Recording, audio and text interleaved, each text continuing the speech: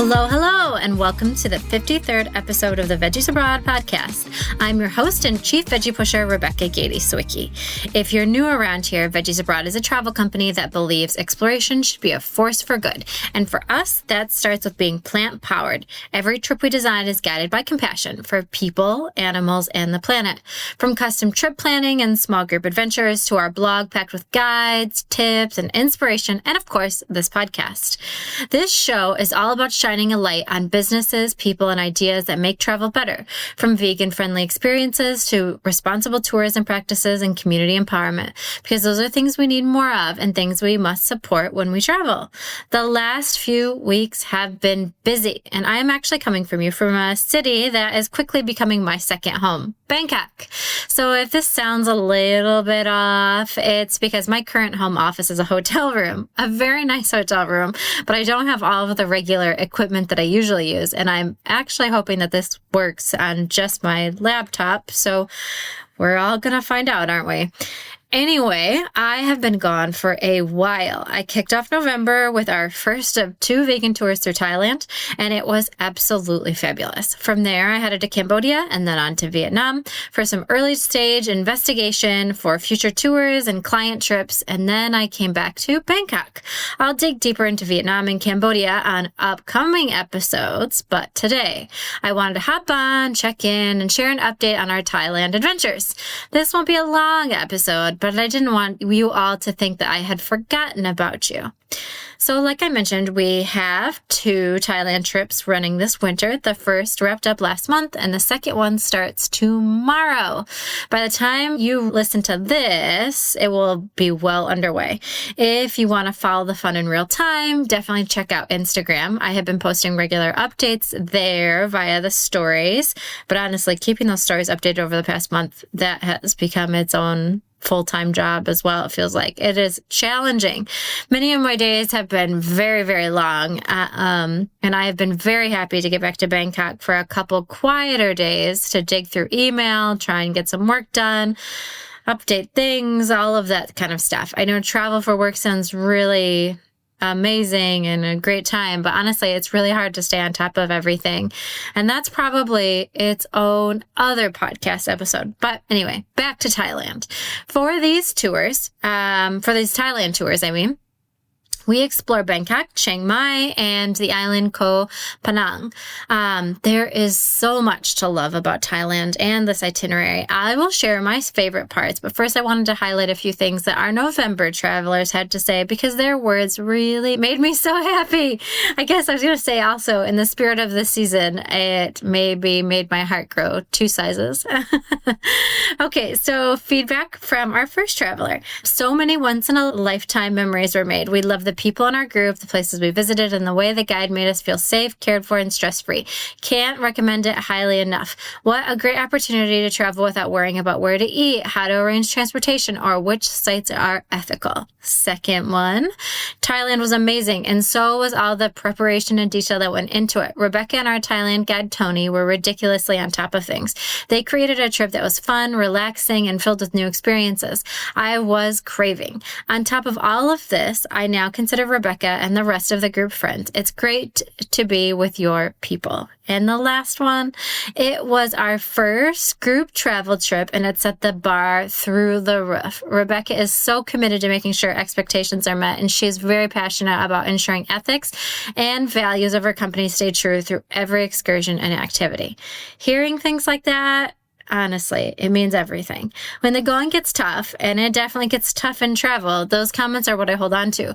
It's incredibly meaningful when travelers see how much effort goes into making these trips as responsible as possible. It's not always easy. Sometimes guides don't follow rules, or sometimes things change unexpectedly, and it can put what we have planned in jeopardy. That's the kind of stuff that keeps me up at night, among many, many other things. And I will also second what all of them said about the dynamics of the group. Time and time again, we end up with some of the best people to explore with, people who become lifelong friends. It's truly special and definitely one of my favorite things about the tours. Hey there, fantastic listeners. Let's hit pause on this episode for a thrilling announcement, a golden ticket to Globetrot with Veggies Abroad. Veggies Abroad isn't just your go-to for vegan guides and trip planning tips. It's your passport to extraordinary small group journeys, carefully crafted by the ultimate veggie pusher and your favorite podcast host, me, Rebecca Gady-Sawicki. I've spent countless hours researching the best vegan hotels, food, and experiences, and now I'm bringing those experiences directly to you. Join me and my newfound veggie pals on escapades to exotic and exciting destinations around the world, whether it's trekking through the Thai jungle to witness elephants in their natural habitat or exploring Iceland's famous ring road. Our adventures are nothing short of spectacular, and guess what? Those aren't the only exciting trips awaiting you. So what are you waiting for? Cruise on over to veggiesabroad.com pronto. Well, how about after this episode is over to explore our dazzling lineup of tours and secure your spot today.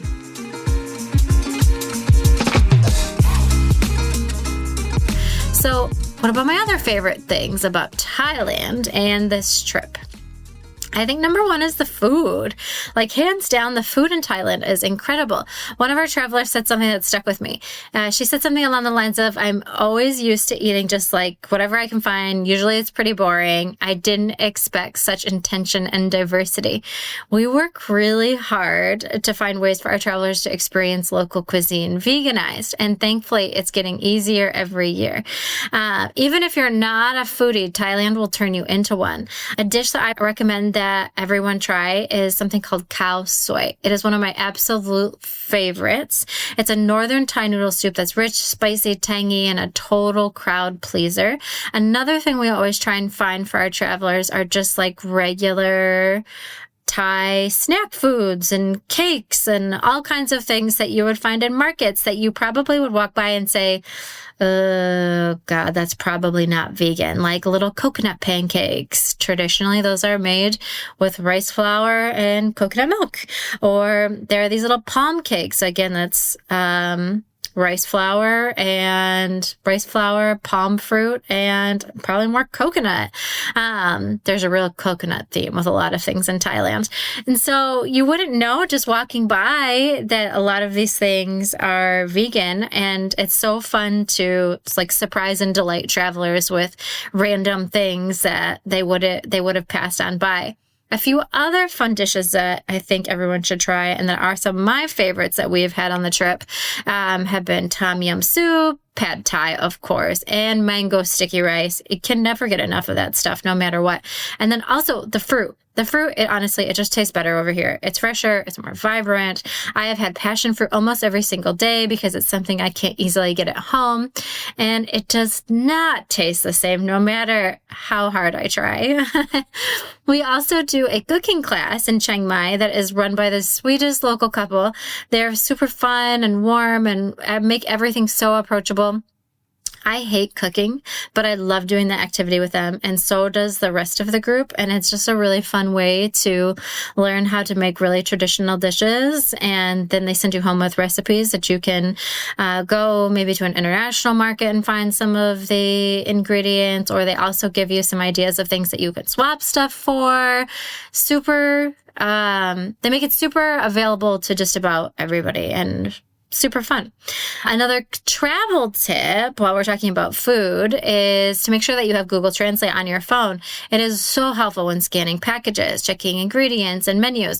I also have used it in destinations when I need to confirm certain words or phrases because the person I'm speaking with doesn't understand. It's really, really a lifesaver. And then another option, so I have kind of a funny side story. On my trip to Bangkok, I sat next to a guy who was having a trip of many first. It was his first plane ride over 4 hours. It was his first one with meal service and his first one out of the country. It was really a big deal. I felt as excited for him as I think he felt. But he had also purchased these translation earbuds and he let me try them. And so you stick them in your ears and it will translate what's being said. You can also give an earbud to the other person so that you can converse back and forth. I thought it was super cool. I have heard about them, but I hadn't tried them or seen them in practice. And I think these would be really helpful if you're going to a really rural area where English isn't spoken. It's something else to consider for maybe your next adventure. Okay, so my second favorite thing are local guides. Gosh, these people, they are really, really special human beings. I don't know how that they do their jobs. Honestly, your local guides, if you enjoy your experience with them, tip them well, thank them. The things they go through, maybe one day when I retire, we should write a book about crazy stories and things that guides have to deal with. They're amazing people, truly.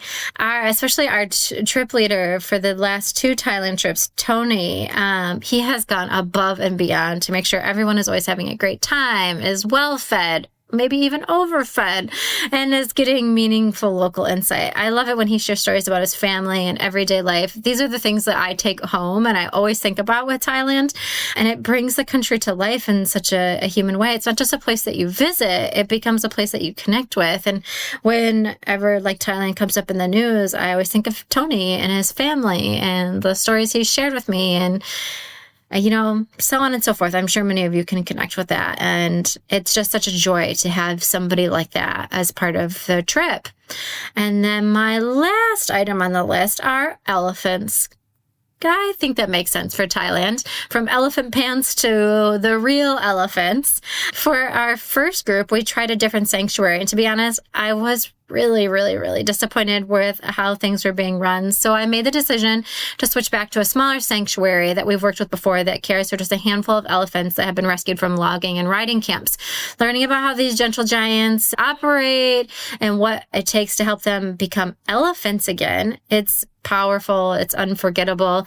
The idea of having to help elephants become elephants again was just crazy to me. I couldn't believe it during our last visit, because you just think that they inherently know, but if they've been in captivity for all of their lives, they don't know how to bathe themselves, how to use dirt to protect their skin. It's really, really interesting.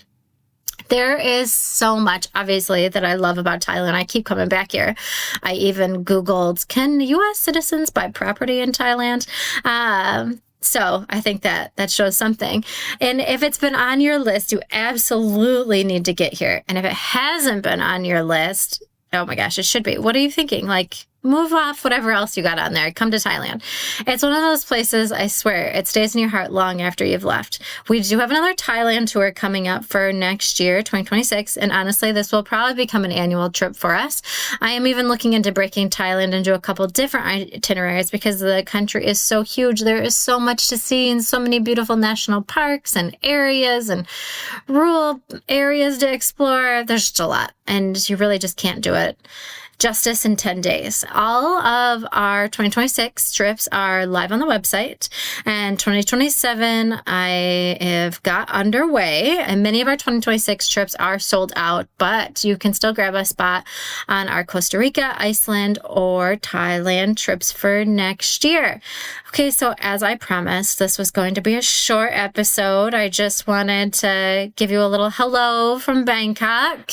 Encourage you to check out what we've been up to on Instagram, and then stay tuned for our next episode. I will wrap up this year with some of our favorite things, how things have been progressing. If you've been listening for a while, you know I did this last year, and I was honest about the ups, the downs, the in the middles of the whole year. And then we'll get back to business for 2026. I cannot believe 2026 is around the corner. Talk to you all soon.